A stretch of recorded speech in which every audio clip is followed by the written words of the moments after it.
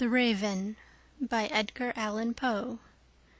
(read_for_LibriVox.org/Annie_Coleman) Once upon a midnight dreary, while I pondered, weak and weary, over many a quaint and curious volume of forgotten lore, while I nodded, nearly napping, suddenly there came a tapping, as of some one gently rapping at my chamber door. "'Tis some visitor," I muttered, tapping at my chamber door, "only this and nothing more." Ah, distinctly I remember it was the bleak December, and each separate dying ember wrought its ghost upon the floor. Eagerly I wished the morrow, vainly I had sought to borrow from my books surcease of sorrow, sorrow for the lost Lenore, for the rare and radiant maiden whom the angels name Lenore, nameless here for evermore. And the silken, sad, uncertain rustling of each purple curtain thrilled me, filled me with fantastic terrors never felt before, so that now, to still the beating of my heart, I stood repeating, "'Tis some visitor entreating entrance at my chamber door, some late visitor entreating entrance at my chamber door. This it is, and nothing more." Presently my soul grew stronger, hesitating then no longer. "Sir," said I, "or madam, truly your forgiveness I implore, but the fact is I was napping, and so gently you came rapping, and so faintly you came tapping at my chamber door, that I scarce was sure I heard you." Here I opened wide the door. Darkness there, and nothing more. Deep into that darkness peering, long I stood there, wondering, fearing, doubting, dreaming dreams no mortals ever dared to dream before. But the silence was unbroken, and the stillness gave no token, and the only word there spoken was the whispered word, "Lenore?" This I whispered, and an echo murmured back the word, "Lenore." Merely this, and nothing more. Back into the chamber turning, all my soul within me burning, soon again I heard a tapping somewhat louder than before. "Surely," said I, "surely that is something at my window lattice. Let me see, then, what thereat is, and this mystery explore. Let my heart be still a moment, and this mystery explore. 'Tis the wind, and nothing more." Open here I flung the shutter when, with many a flirt and flutter, in there stepped a stately raven of the saintly days of yore. Not the least obeisance made he, not a minute stopped or stayed he, but with mien of lord or lady perched above my chamber door, perched upon a bust of Pallas just above my chamber door, perched and sat, and nothing more.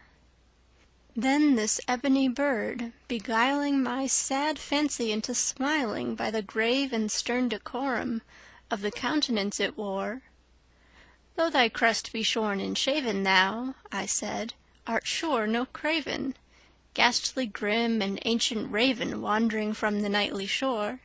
Tell me what thy lordly name is on the night's Plutonian shore." Quoth the raven, "Nevermore." Much I marveled this ungainly fowl to hear discourse so plainly, though its answer little meaning, little relevancy bore, for we cannot help agreeing that no living human being ever yet was blessed with seeing bird above his chamber door, bird or beast upon this sculptured bust above his chamber door, with such name as Nevermore. But the raven, sitting lonely on the placid bust, spoke only that one word, as if his soul in that one word he did outpour. Nothing further then he uttered, not a feather then he fluttered, till I scarcely more than muttered, "Other friends have flown before, on the morrow he will leave me, as my hopes have flown before." Then the bird said, "Nevermore." Startled at the stillness broken by reply so aptly spoken, "Doubtless," said I, "what it utters is its only stock and store, caught from some unhappy master, whom unmerciful disaster followed fast and followed faster, till his songs one burden bore, till the dirges of his hope that melancholy burden bore, of never, nevermore. But the raven, still beguiling all my fancy into smiling, straight I wheeled a cushioned seat in front of bird and bust and door. Then, upon the velvet sinking, I betook myself to linking fancy unto fancy, thinking what this ominous bird of yore, what this grim, ungainly, ghastly, gaunt, and ominous bird of yore meant in croaking, "Nevermore." This I sat engaged in guessing, but no syllable expressing, to the fowl whose fiery eyes now burned into my bosom's core. This and more I sat divining, with my head at ease reclining on the cushion's velvet lining that the lamplight gloated o'er. But whose velvet violet lining with the lamplight gloating o'er she shall press, ah, nevermore. Then methought the air grew denser, perfumed from an unseen censer, swung by seraphim, whose footfalls tinkled on the tufted floor. "Wretch!"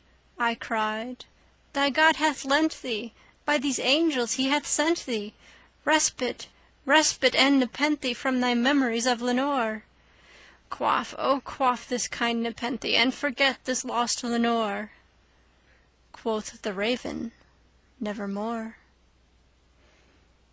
"Prophet!" said I, "thing of evil, prophet still, if bird or devil, whether tempter sent, or whether tempest tossed thee here ashore, desolate yet all undaunted, on this desert land enchanted, on this home by horror haunted, tell me truly, I implore, is there balm in Gilead? Tell me, I implore." Quoth the raven, "Nevermore." "Prophet!" said I, "thing of evil, prophet still, if bird or devil, by that heaven that bends above us, by that God we both adore, tell this soul with sorrow laden if, within the distance Aidenn, it shall clasp a sainted maiden whom the angels name Lenore, clasp a rare and radiant maiden whom the angels name Lenore." Quoth the raven, "Nevermore." "Be that word our sign of parting, bird or fiend!" I shrieked, upstarting. "Get thee back into the tempest and the night's Plutonian shore. Leave no black plume as a token of that lie thy soul hath spoken. Leave my loneliness unbroken, quit the bust above my door. Take thy beak from out my heart, and take thy form from off my door." Quoth the raven, "Nevermore." And the raven, never flitting, still is sitting, on the pallid bust of Pallas just above my chamber door. And his eyes have all the seeming of a demon's that is dreaming, and the lamplight o'er him streaming throws his shadow on the floor, and my soul from out that shadow that lies floating on the floor shall be lifted nevermore. End of poem. This recording is in the public domain. Recorded by Annie Coleman in St. Louis, Missouri, on November 12, 2006. www.anniecoleman.com